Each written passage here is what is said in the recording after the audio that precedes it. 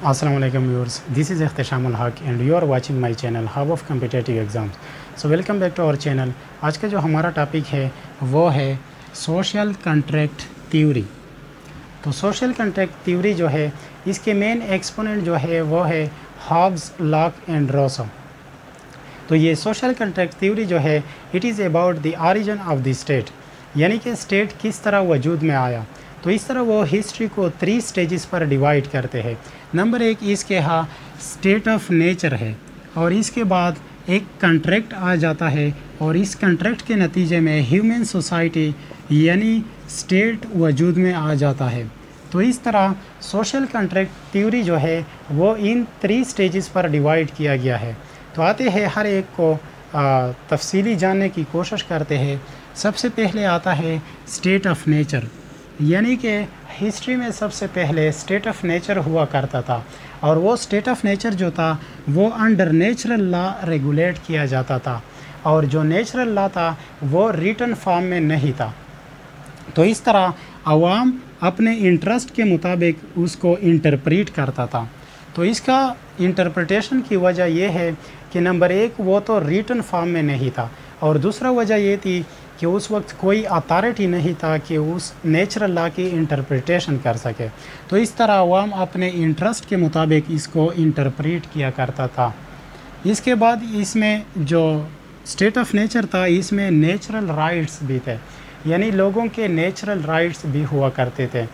तो among different exponents such as Hobbes, Locke and Rousseau, चंद का मानना ये है कि ये state of nature pre social था, लेकिन आदर का मानना ये है कि स्टेट ऑफ नेचर जो था वो प्री पॉलिटिकल था। तो इस तरह एक कंट्रडिक्शन ये भी है कि एक ये मानता है कि स्टेट ऑफ नेचर जो था वो गुड था और आवाम इसमें खुश थे, और दूसरे कहते हैं कि स्टेट ऑफ नेचर जो था वो बैड था और आवाम इसमें खुश नहीं थे, वहाँ पे लॉलेसनेस था और आवाम सेल्फिश थे। तो इस तरह इसके दरमियान ये कंट्रडिक्शन भी आ रहे हैं among Hobbes, Locke and Rousseau. तो इस तरह all agree to went to a contract, यानी कि ये तीनों फिलासफर्स के दरमियान ये कंट्रडिक्शन तो है कि चंद मानते हैं कि ये प्री सोशल था, चंद मानते हैं कि प्री पॉलिटिकल था। एक कहता है कि ये गुड था स्टेट ऑफ नेचर, दूसरा कहता है कि बैड था।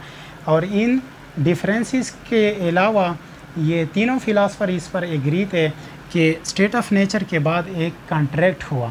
तो इस कॉन्ट्रैक्ट में फिर से ये डिफरेंसेस थे कि एक कहता है कि ये जो कॉन्ट्रैक्ट था वो सिर्फ़ एक कॉन्ट्रैक्ट था, यानी कि ये कॉन्ट्रैक्ट जो था वो आवाम और सावरन के दरमियान था।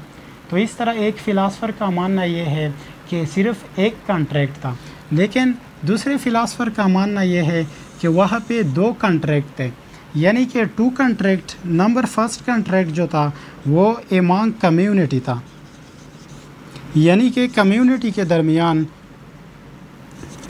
पहला जो कॉन्ट्रैक्ट था वो एमंग कम्युनिटी हुआ और दूसरा जो कॉन्ट्रैक्ट था वो बिटवीन कम्युनिटी